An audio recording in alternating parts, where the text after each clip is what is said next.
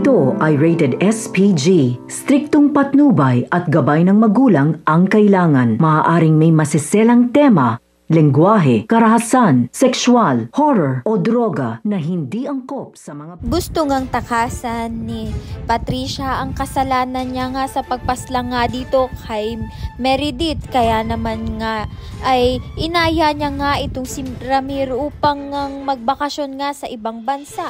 Dahil nangari, nakulong na nga ng tuluyan itong si Attorney Renan at susunod na nga siyang makukulong. Dito nga excited na nga itong si Patricia at pupunta nga silang dalawa ni Ramir sa Greece. At dahil na nga rito ay matatakasan niya nga ang kanyang kasalanan nga dito sa pagpaslang kay Meredith. Ngunit nagtataka nga itong si Ramir kung bakit nga pabigla-bigla nga itong si Patricia sa pag-aya nga sa kanya sa pagbabakasyon. Maaari ngang hindi nga matuloy ito at makatunog nga itong si Ramir. Dahil na nga rin nakatunog nga itong si Alex na alis nga itong sila Patricia. Kaya naman nga sinabi niya nga agad ito kay Lilet. Kaya naman nga nang malaman ito ni Lilet ay natunugan na nga itong si Lilet na may ginagawa ngang masama itong si Patricia at siya nga ang pumaslang dito kay Meredith.